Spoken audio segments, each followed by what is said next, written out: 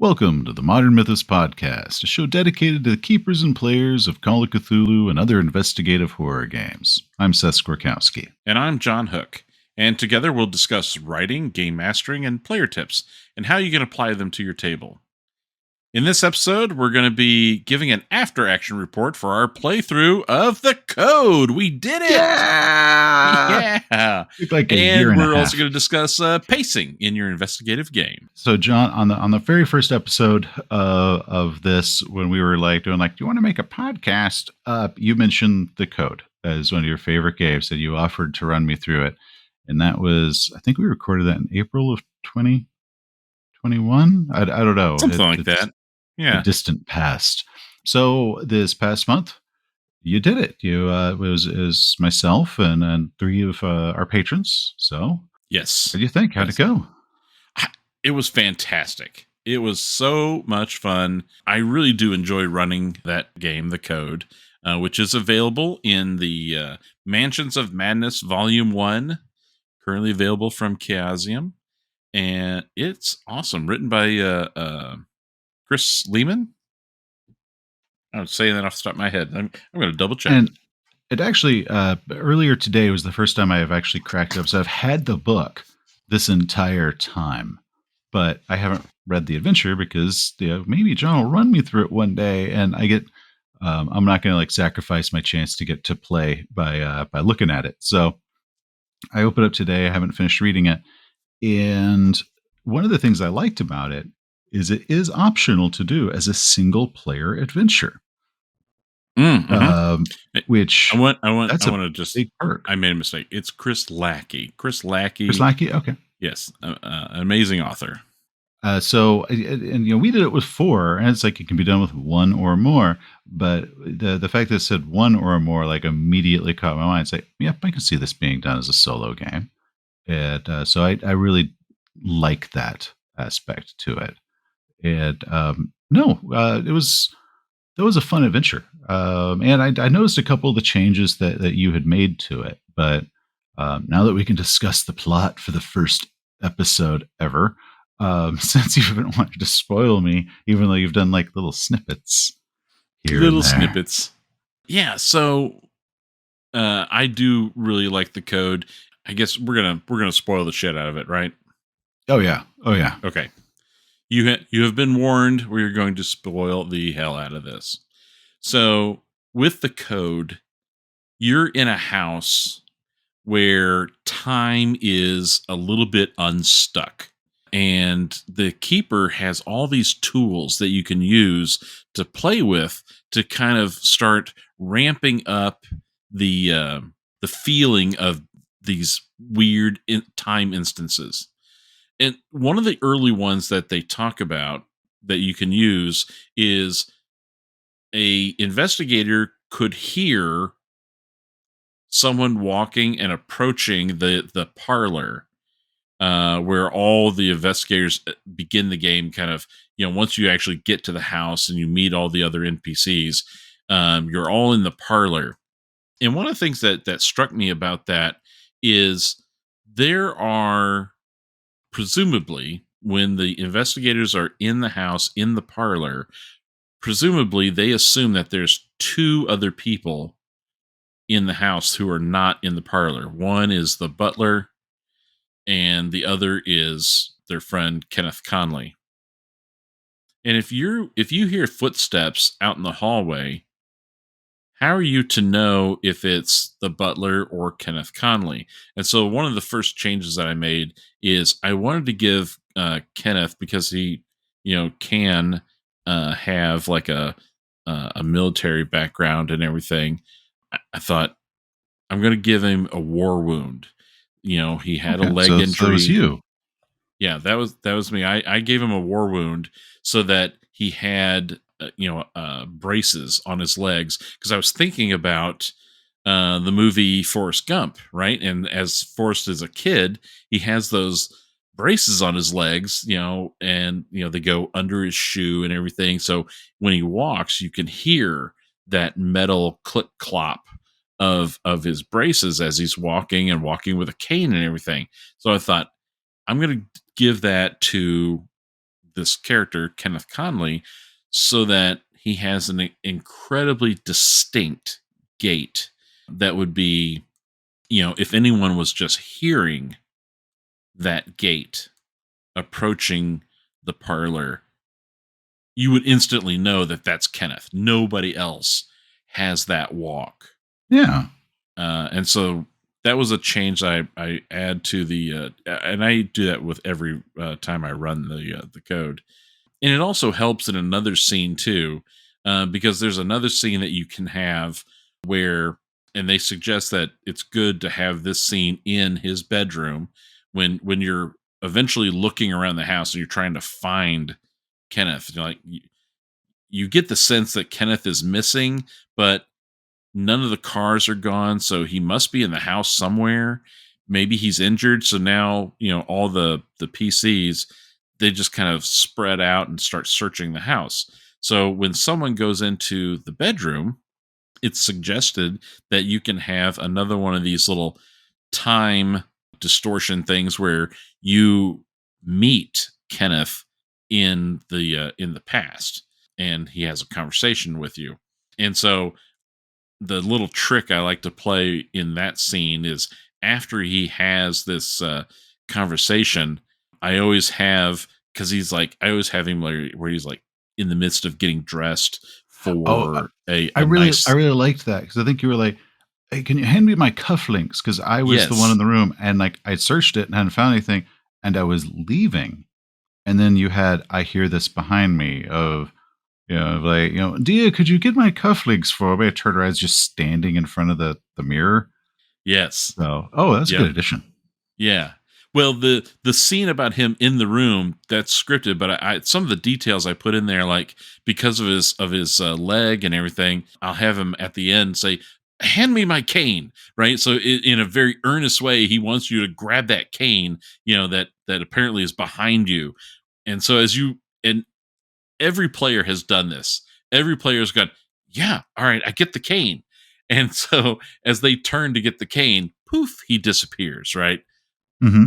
So, but yeah, so those are the little things that I'll add in to do that. But yeah, I find the code is a lot of fun because the house is the sandbox, and the ground, the house, the grounds, the little barn slash garage outside.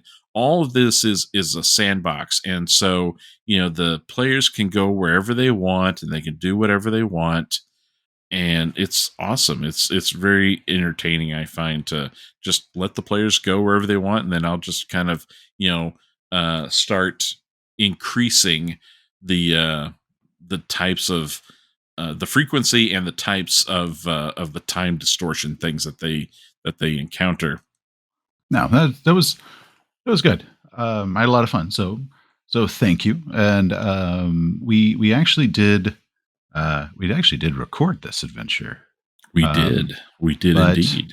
it is a patron only Yes. feature.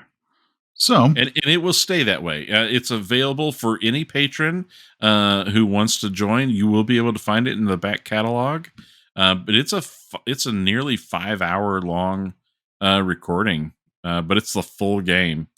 well, I thought I thought it was really cool just to get to play with them, and I also once again have not survived a John Hook adventure. So you're true to form again, but I had fun. Exactly. That's the best thing about one shots. You know? Yeah, well, the whole time I remember, like, it was the butler. I kept getting the Clue vibes off of him. So yeah, Hmm. yeah, that was a cool adventure. I liked it. I need to go ahead and like just read the whole thing and then be like, damn it, John, you did this wrong. But and then I can like eviscerate you. But Oh yeah, and I absolutely do the like the monster at the end. I know I mess that thing up all the time, but I shoot from the hip and have fun with it. As written, scenario as written, there are no Hounds of Tendalos, but I add in Hounds of Tendalos because Hounds of Tendalos. Oh, because right? it's got to do with time machines and all that, and that's always the threat of Exactly. traveling time Yeah. is the hounds. And that the great thing is because the players at that point, they have not violated the time stream yet. The hounds aren't looking for them, which that's what makes the scene so awesome is because I can describe this hound entering a room, sniffing, realizing that it hasn't found its prey, and then it just exits the room. And that in and of itself is an amazing sand loss, for players. Uh, yeah, hounds are worth a lot of sand, like They a are. lot of It's a sand. it's a D20 if you fail. Yeah, and that's a shoggoth, man, and like it's like that's one of the most sand losing monsters in the game. Is like yeah, because your elder guys they always get up to like a D100, but there's Yeah. yeah like man the D20 that's pretty hard, and yeah, hounds will chew your sand down. But no, that was cool. Yep. Our final fight that we had was just a wonderful, just knockdown, drag out brawl. So yeah, Mhm. that was that was good. And then of course we had to mess with the time thing, which we didn't actually need to do. And that's what killed us. It wasn't you. It was our own dumbassery that finally did it at the end, Well, which is and actually the best way of doing it. Where it's it like is the best way. yeah, it's you didn't kill me. I killed me. You could have. I could have just. My character could have just gone home, but Could have just gone home. I had to play with the time machine. And I love it. Everybody plays with the time machine. So that's what's awesome. So much fun. In fact, it is so much fun. I am I'm going to do more. I'm going to do more, not just the code. I'm going to play more games with our patrons. In fact, as of this recording, there are 4 patrons who I'm going to be playing a game, the scenario Dust to Dust, that I was don't know that originally one. published in Dead Reckonings. I have never read this one. Oh, it is so good. Where's the Hmm. book? I have the book around here somewhere. But Yeah, I'm not. I don't know. I've never even read Dead Reckonings. So okay. yeah, Dust to Dust. It was written by Kevin Ross, and it's fantastic. So much fun. And so I'm really looking forward to this. And again, just like with the code, it'll be recorded and it'll be available just for our patrons. So if you want to hear these games, please join our Patreon. If you want to play, join our Patreon at the cultist level, which is a $10 per month support. And every patron at that level or higher is eligible to be a player. So as the players or as the patrons create characters, they're going to kind of go into a pool, and this will be your character. And I'll randomize and say, okay, for this next game, we need 3 players, and here are the 3 players, and we'll just randomize and see if the players are available, if they can make the schedule. And we've got players, or we have patrons from all over the world. So sometimes the games that we'll play will be on a weeknight, but sometimes we'll play on the weekend in order to make it more available for players from around the world. So Yeah, it's gonna be this fun. was like the wonderful double edged sword of like online gaming, and now you can play with people all around the world, and like all these people you never be able to play it with. But all of a sudden, you have to understand time zones are a thing. Yes. It's like why are you playing at that weird time? It's like, well, so and so's in England and so in California, and this was the best time for everybody on that. So that's been Yep. one of the more fun Well, things about online gaming is learning how time zones exist. we played when we played the code. You and I are in the central time zone. Mhm. We had a player, Andy, who's in the mountain time zone. We had Nelson, he is in Canada, and I think his time zone may have also been equivalent to mountain, I think. Can I say And also then 1 we hour? had yeah, and then we had Chris, Oh yeah, who was in France. And yeah. his time zone was way different. But it was awesome. All the players were able to get together at the same time on that weekend, and we played for 5 hours, and it was awesome. Yeah, no, but thank you for running me, and yeah, I look forward to doing more of them. That was great. Yep, me too. It's going to be a lot of fun. I can't wait to start playing the Dust or Dust to Dust, not the Dust. Dust to Dust. That is going to be a fun little scenario. It'll probably be we're going to play on weeknights, and so we'll probably play for between 2 and 3 hours each time. So I think it'll be a 3 to 4 session game. Famous last words right there. 3 to 4, no more than 5. I mean, there's no way. 3 to 4 sessions. It'll be recorded and it'll be available to our patrons. So, Oh, I'm looking forward to this. So that was great. Thank you very much. And once anyone wants to play with us, just join our Patreon. Now, the next thing we want to talk about, which kind of does dovetail into trying to keep it down to so many sessions and all that, but also just keeping the mood up, is pacing in games.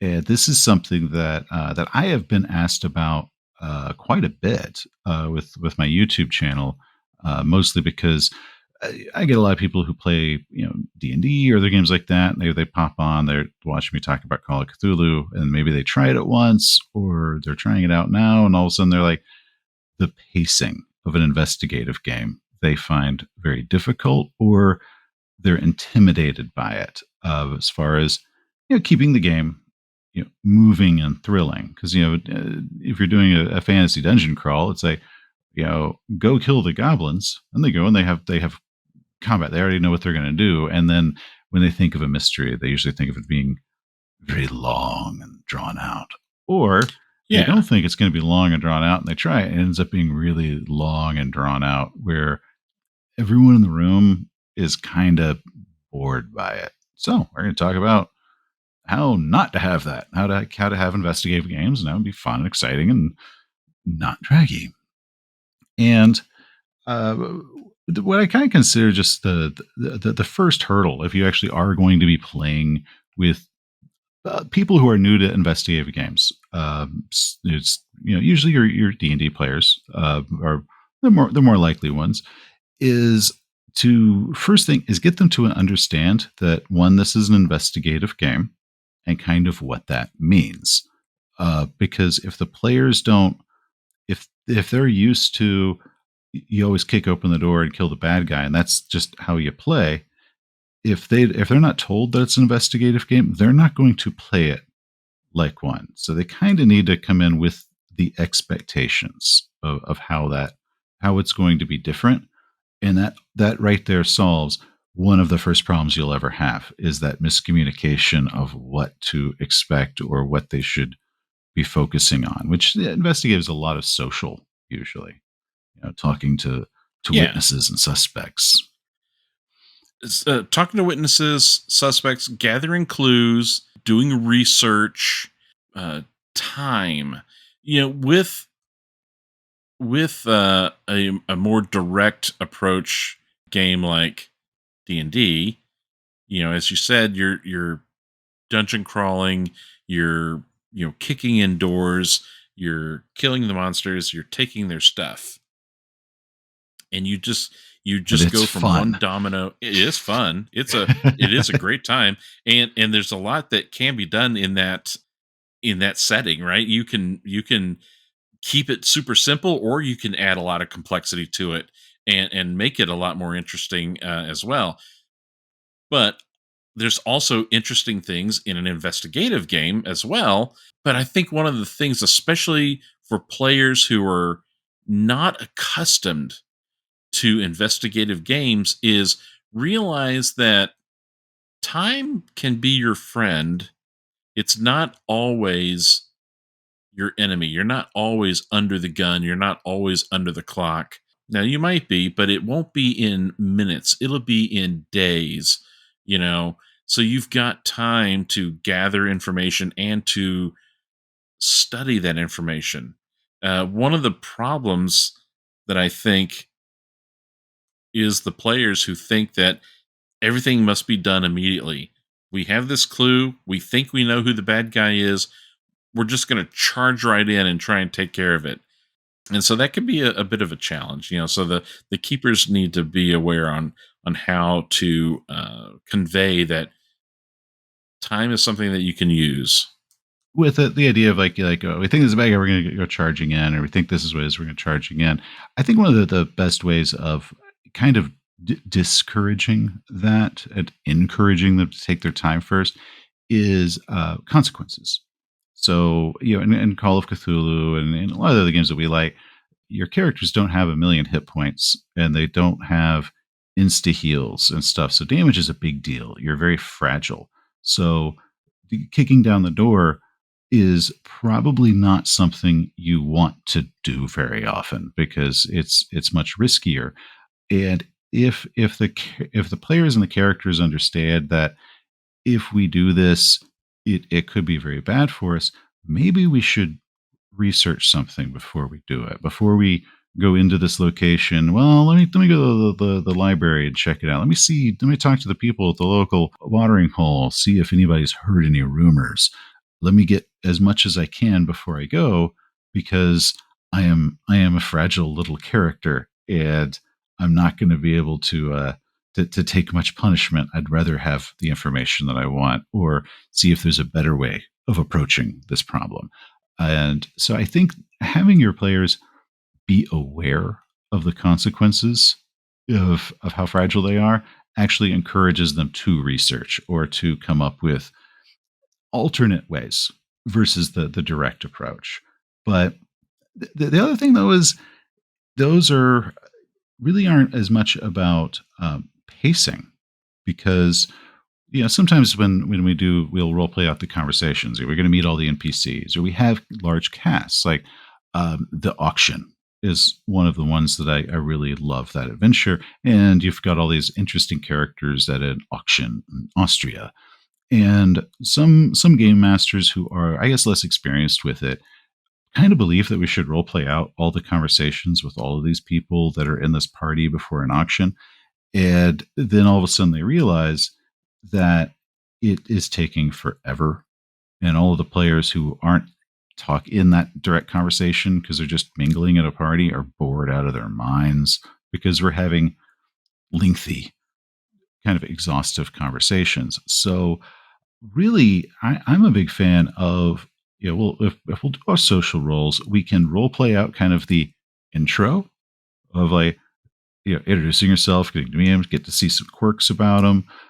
And I don't mind the keeper just kind of like, okay, well, you guys talk for about 5 minutes, and then we're going to kind of fast forward to the important part of that, or we can just do a summary, and we can have what would be a 15 minutes talked out conversation.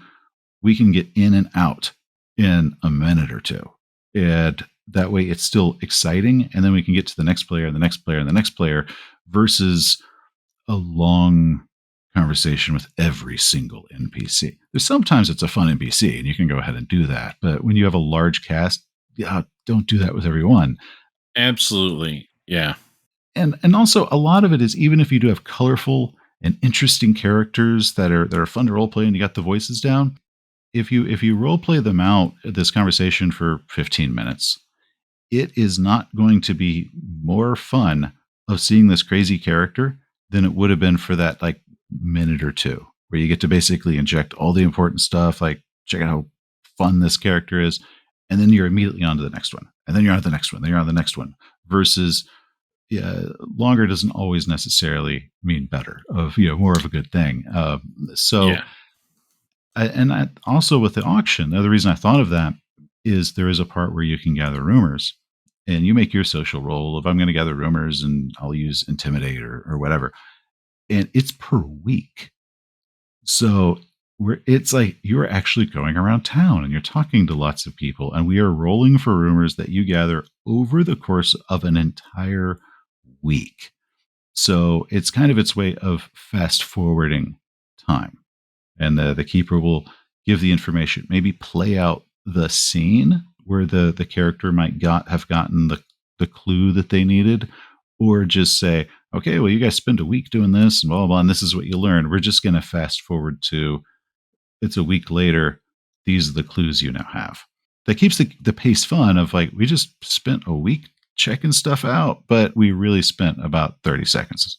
And that's so funny that you brought up the auction, because I was also thinking about the auction. The auction is one of those scenarios that I have a love hate with, because the auction, as it's written, it's really like a 2 chapter play.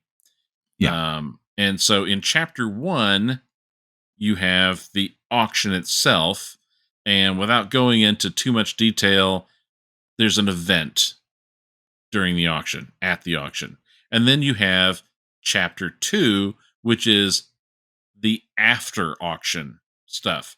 And the that chapter 2, as it's written, like you said, it's a period of days, right? You're covering in weeks. But that, I think, is one of the things where new investigators will have a little bit of a learning curve in playing, especially if the auction is one of their first forays into this investigative horror game.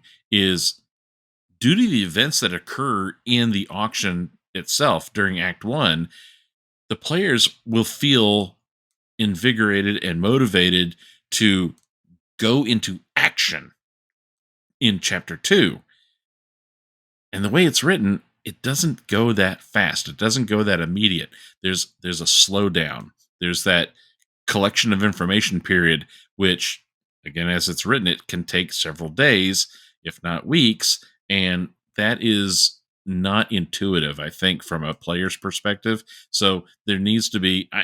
I think if I was to run the auction, I probably actually would modify the second act where it wouldn't be over a period of weeks. I might make it in a period of days, try and tighten it up a bit. But Yeah, I think when I run it, it was yeah, I did it as days because weeks is a long time yeah, because at this point it's like, well, you spend 3 weeks gathering info because you rolled badly the first 2 weeks, and but with that, it's still the idea of we don't need to role play out each and every interaction. What we're going to hmm focus on is getting the clues into their hands because once the players have the clues, they can then kind of entertain themselves figuring out what they mean. What do they lead to?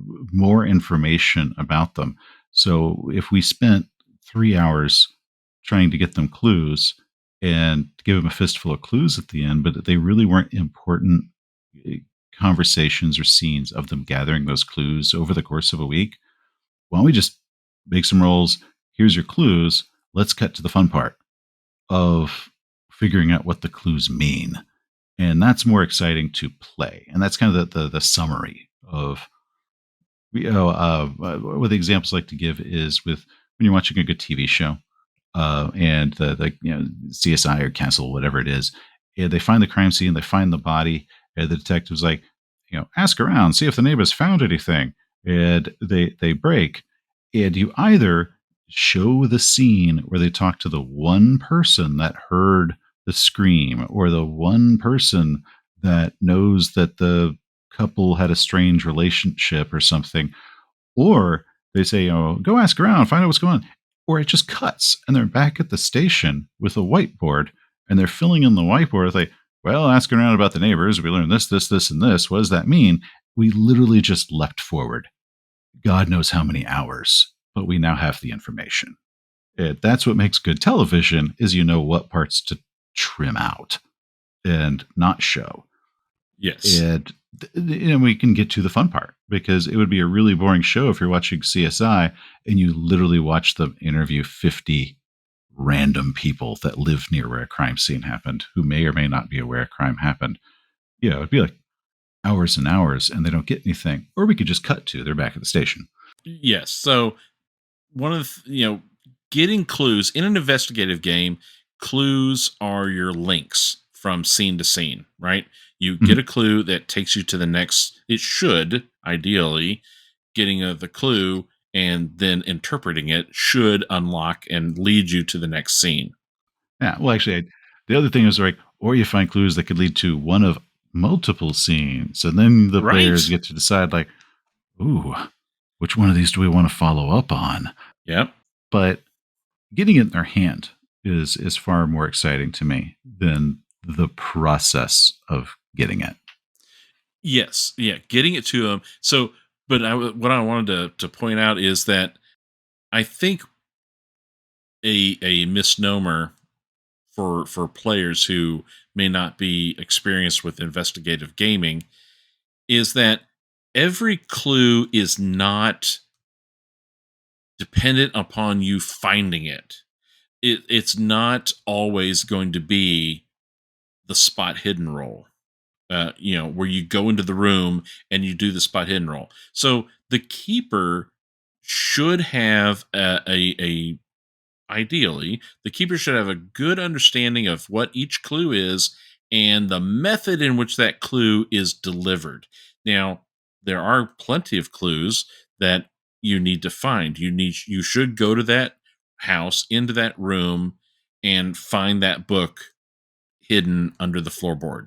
But you could just as easily be getting your clue by going to the speakeasy and the mysterious figure walks into the speakeasy, or they start a fight in the speakeasy, right? That's more So, likely. yeah, which is much more likely.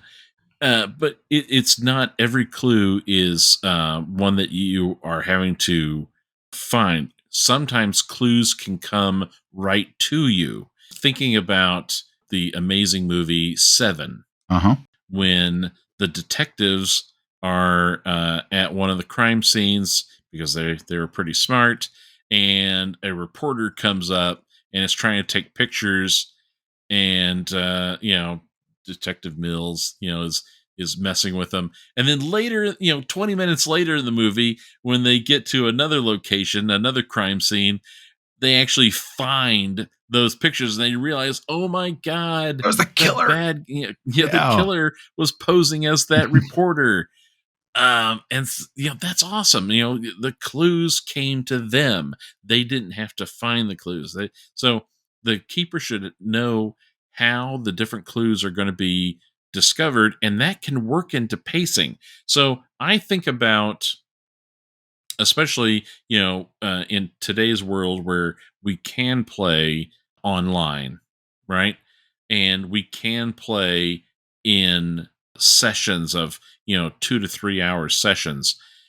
You can you can kind of control the pacing, where maybe you build tension in the scenario by having your session end with the collection of a major clue. Oh my god, we just found the family diary. Or, oh my god, someone just threw a body off of that building. And that's where you end. Oh yeah, or just like that the reveal of yeah, you talk to it's like, well, I'm very surprised my daughter hired you for this job. My daughter died 15 years ago. And game. And yeah, if you can end it with the players going, "What?"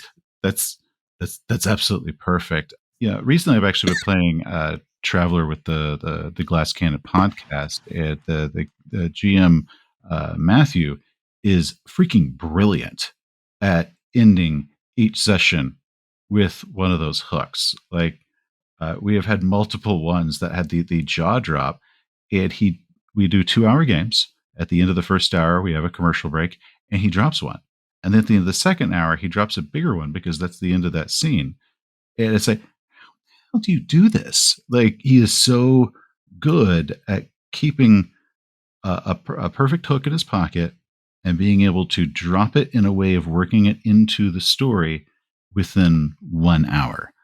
And I, meanwhile, am known as the guy that runs 8 and 9 and 10 hour games. So I'm like, how did you do this sorcery, sir? It's like he just walked in with a magician thing and like pulled a rabbit out of his pocket or something. I'm like, what? Deceit? I don't know. So I really do like the idea of ending on the hook or the dramatic hooks periodically because oh my god, they work so They wonderfully. do work well, and I gotta say, that's the name of my next band is Perfect Hook in Your Pocket. So I Oh, appreciate that. awesome. Yeah, that's a sounds almost like a romantic punk band. But I don't even know what that means. But now, one of the things which you're mentioning about finding clues is I don't know if you're have ever read the Alexandrian blog. Is he's the one that I'm pretty sure coined the three clue rule of whenever you're doing a mystery, you need them to go to the abandoned farmhouse or whatever, or and look under the floorboard to get that book that gives us the important information. That there are three separate clues that point there, and that because he's like, if you have only one way that they can find that information, it's guaranteed they will not they'll miss their role, or they won't think of looking in that particular closet, or they won't talk to that one NPC, and now all of a sudden you're scrambling. Is he's like, have three separate ways that they can get that information, and usually relying on different skills. So like one of them is social skills, one of them is library use or something like that, and the third can literally be very obvious. If they just go to this place, this thing happens to them.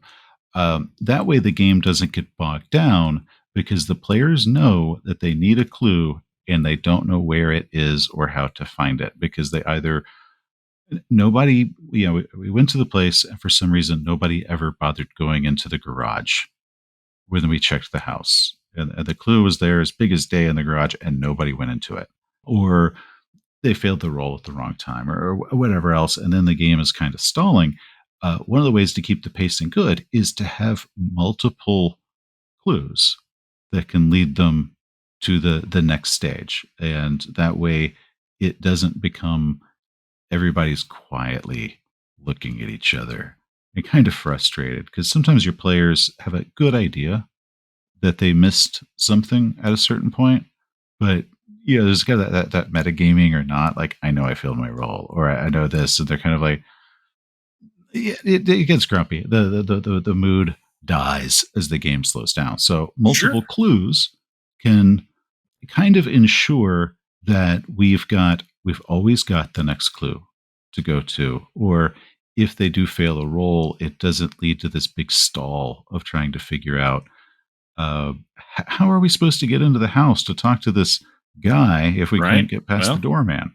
right. So, Call of Cthulhu has that amazing safety net, which is the idea roll. So if love all the else idea fails, roll. remember that these are fictitious avatars, and that as a player, you are not, you don't have the life experiences or the knowledge that that character is supposed to have. So keepers, don't be afraid to say, hey, why don't you give me an idea roll? And with a successful idea, and especially if you're going to call for an idea roll, definitely make it a group one, right? Have every player roll their own idea. Someone will get it right, Oh, and say, hey, it dawns on you to maybe go check that garage. well, so the idea roll, what I love about it is it has a 100% chance of success. It If you ask for an idea roll, the game will progress. The roll determines how bad it's going to be because it's like if they found the clue and they discussed the thing, then they have to make an extreme success for it to be like, oh, and let's keep going. And if they fail it, it's like you're still going to get the GM prompt, but now it's because things have escalated or something like that. And I love that because even if they never found the clue because they just never got it, it's like a regular success. It's like it's not your fault really that you didn't know what to do or we got locked up. My and idea rolls is actually the big thing that got me to play Call of Cthulhu Seventh Edition, because I had tried to run investigative games and other things, and I always got frustrated. Well, my players always got frustrated because we would have the inevitable the traffic jam. They never thought of the thing that they needed to do, or they misinterpreted a clue, or that sort of thing like that. I didn't have enough clues to point them in the direction that were the backup ones, and the game started stalling, and they would get frustrated, and it would take a long time. So when I was reading seventh edition and I saw that and I read it, I was like, "Oh, son of a bitch! I wish I had known this for years." And my problem is, and I still have a hang up over it. I don't call for them as sometimes when I should, because I have kind of this misplaced sense that if I have to call for an idea roll, I have failed in some way, which it is silly, but it's my little hang up of like, mm, now we can make this work. So usually by the time I ask for an idea roll, I should have asked for one a long time ago. And I have only made a bad situation worse. And players can ask for one. If they're kind of feeling frustrated, they can be like, I want to call for an idea roll. My players won't. So what I'll do is, instead of me calling for it, I'm like, hey, do you guys want to do an idea roll? Which is my way of prompting, like, do we want to just help this along? And my wife actually explained to me that I need to stop doing that because they have the exact same problem I do. And they're like, no, we're going to figure this out. We're going to be miserable the whole damn time. Like, we don't take no handouts. So I actually have to get better about actually just saying, give me an idea roll, as just a declaration versus kind of the, so guys, I noticed that we're kind of getting a little slow here. Would you maybe want to do an idea roll? Like, no handouts. And they'll just be miserable and stuck in kind of trying to figure out what they're supposed to do for the next 45 minutes, hour and a half, versus just rolling the dice and getting going on with the adventure and having fun. So there is that ego block that I think everyone in my group, we all have it. And it is really silly because I love the mechanic. It's just I have to force myself that it's what it's for. Versus Yes. Yes, and it's the tool to help you get going again. oh yeah, and the times we've used it, it worked. It was absolutely wonderful. But every time that I do it is just as hard as the first one for some reason. Of like, "Ah, I don't need to do this because I'm. It means I failed, and sometimes it does, and other times it's just, hey, it just happens, no big deal. But we're here to have fun. Let's let's fast forward to the fun part and get this game back on track, and that can really help the pacing. And the kind of the other big one that I always said is, and you usually see this in older adventures. Being backwards compatible, 7th edition Call of Cthulhu, I just go through the whole catalog like it's all the current catalog. And but usually in older adventures and some of the newer ones, if they're doing, let's say, going to the library, and there's Hmm. 6 pieces of information at the library covering a wide range of whatever, and it'll be like, with each successful library check, give them one clue. And I'm like, okay, but I also have the opinion, if you give me a hard success, I'll give you 2 clues. And if you give me an extreme success, I might give you all of them. Absolutely. Or yeah, it's like, okay, well, there's 8 here. You got an extreme success. Here's 4. Like it's not going to be 4 successes. It's kind of like this tiered system that I do, because I've had a player walk in the library and roll an ot one. It's like, oh, well, here's all the handouts, buddy. You spent the whole day in the library, blah, blah, and here is a stack of handouts. And go. Because one, it's rewarding them for a good role, and I want to do that. But two, I think they would have a lot more fun having like, dude, I knocked this roll out of the park, and we got all the clues. Let's figure out what they mean and where they lead us, and that's where everybody's having fun. Versus, day one roll, day two roll, until like we get all the clues, and that's just. I think in theory it sounds cool, but in practice it's kind of boring to. Absolutely. In practice, it is not fun, and it's a recipe for failure because you're not going to succeed at every roll. In fact, yeah, and we've talked about this before, is that you should have the core clues. They should be able to get the even with a failed roll, maybe not with a fumble or maybe with fumble, but it depends upon how well they the clarity of that clue. So even with a failed roll, you should be able to get the bare minimum necessary in order to at least advance to the next scene. You should get some successful direction.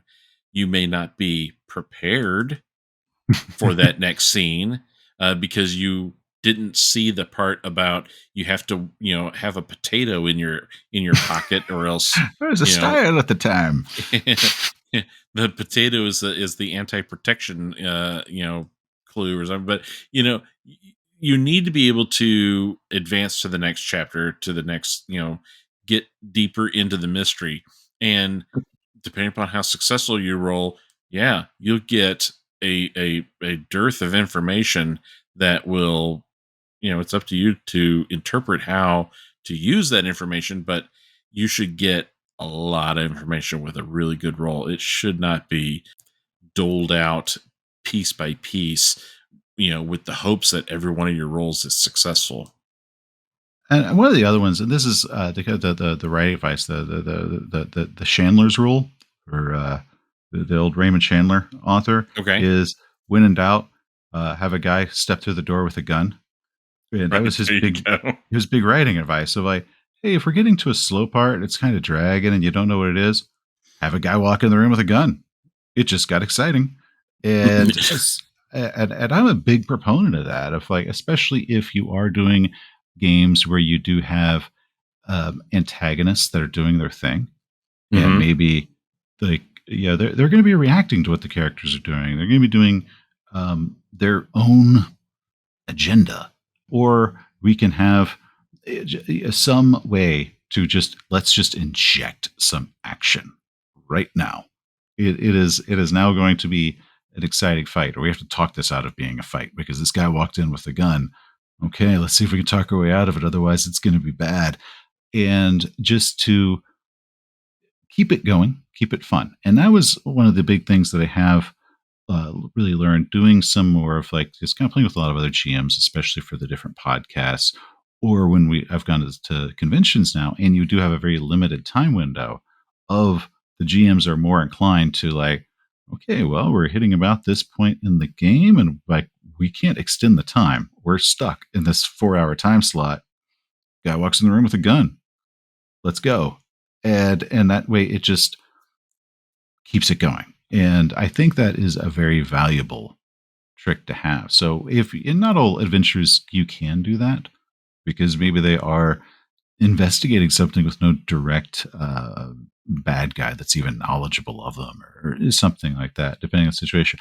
A lot of them, though, they are.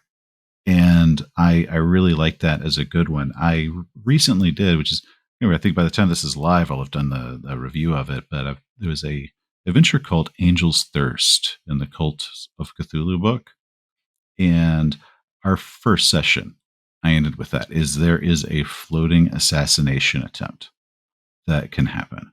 So when we're kind of winding toward the end of when that session would be, it's like, wow, this is like absolutely perfect timing because I'm going to drop that in right now. I'd like bad guys storm. They had this big fight, and like as the smoke clears, it's like, okay, cool. Hey, thanks for great game, guys. And that was it. And it was a wonderful end to it. But it was like, let's speed this up right now. And that was a really cool option that they had of like, at some point, feel free to do this or don't, whatever. just it just throws that in as like a potential an adrenaline shot that they just give you in a box, like in case of emergency, inject. So I think that's another good thing that a lot of keepers or just game masters in general should just keep in mind as far as to keep the pace exciting. Don't be afraid to have a guy walk in the room with a gun. Absolutely. Absolutely. Yeah, and it could be anything exciting. It could be the guy coming in with a gun. It could be a body landing on the hood of your car. It could be I've never done that, but now I've got to. It could be a bunch of guys running, with masks on, carrying shotguns, running out of a building, and you hear an alarm going off. You know, it, yeah, anything that's unexpected and exciting, you can use to inject into the adventure. But man walks in with a gun is a Raymond Chandler. shorthand Oh yeah. for anything unexpected and exciting. And another one, and this one actually burned me a couple months ago. And the problem was, I knew it was going to happen on one level, and I didn't do anything to stop it. And like the whole time we were going through it, I'm like kicking myself. Is we were playing an adventure, and it did have the redundant clues to push them to the next stage. And my players are completionists.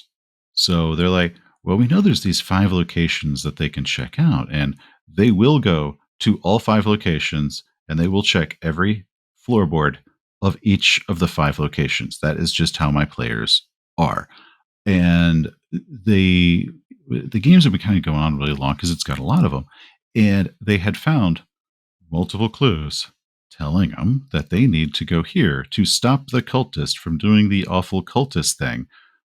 And they're about to go, and they're like, we should go check out that museum, just in case.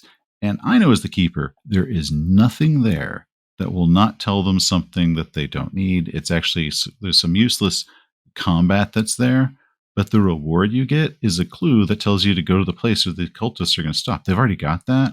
And we're kind of getting late in the hour. And I should have had it be when they arrived at the museum, it was on fire because the bad guys who were working against it, maybe instead of how it was originally portrayed, is you get there at the same time the bad guys are doing something. And I was like, well, I should have just had it be the bad guys already got the thing there, which is fine. You already know that from this other thing you already did. And the museum is on fire. Like, what? And then they could look down at their clues like, well, it looks like the only thing left to do is to go to the place where all the bad guys are trying to do the bad evil ceremony and stop them.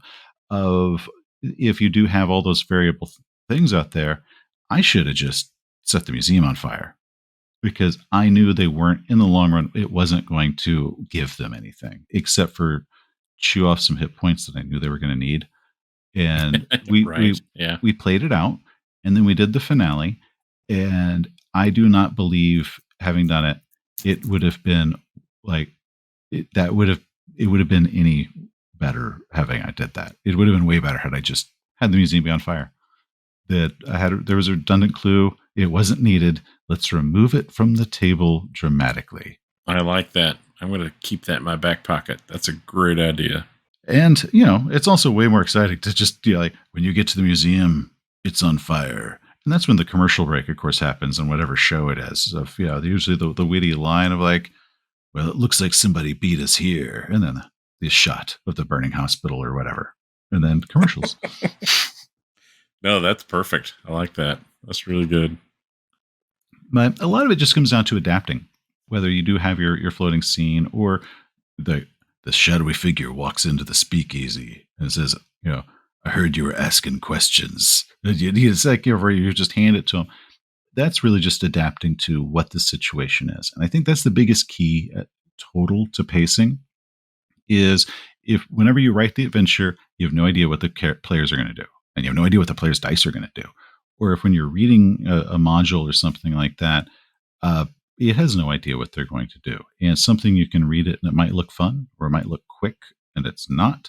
Uh, part of a game master is reading the room and kind of learning those tricks of, okay, let's speed this up. Let's cut to the chase, which is what that term means, is cut to the chase, get to the exciting part, Yep. and keep it thrilling, keep it fun, keep everybody talking about it. Because when people look back on their game, they do not remember fondly that time we spent 3 hours trying to figure out what the next step was going to be.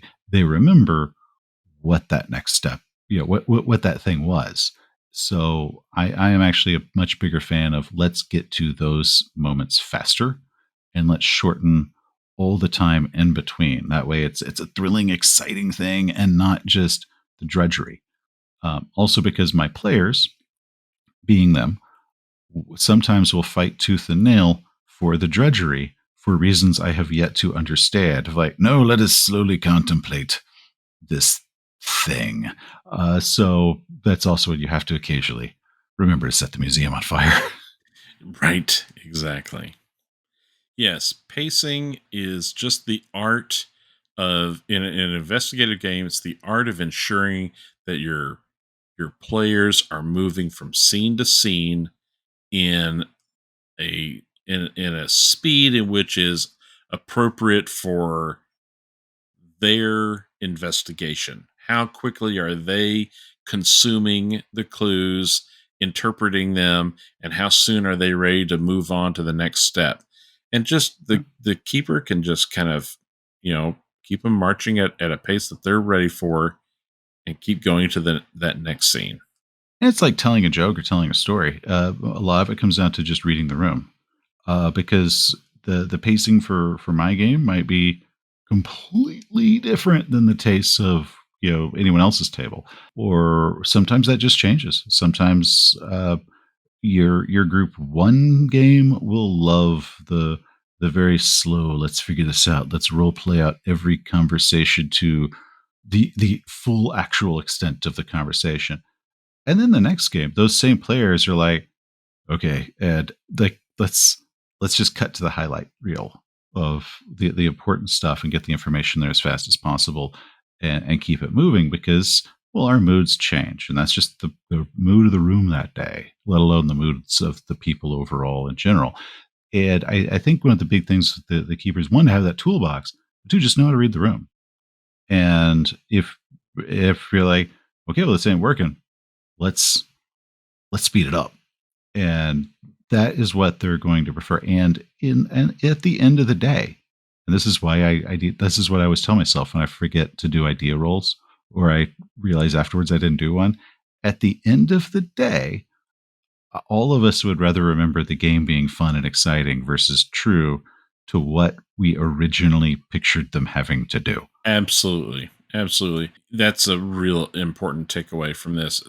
Something else that you just mentioned, I didn't want to leave this on the table without being, highlighted, is everybody's game is running at a different pace. So if you are playing in person with your friends around a table, I would assume you're going to be playing for 4 to 6 hours at a pop. Your pacing in that game is going to be different than someone who's playing online on a Wednesday night when you've got to get up the next day for work. So you're only going to play for 2 hours at a pop. You will pace those games separately so that in the in-person game you might have 2 to 3 scenes that you're covering, and the keeper is just ensuring that you get the fullness of each of those scenes. Whereas if you're only going to play for 2 hours, that's maybe one, maybe two scenes. It all depends.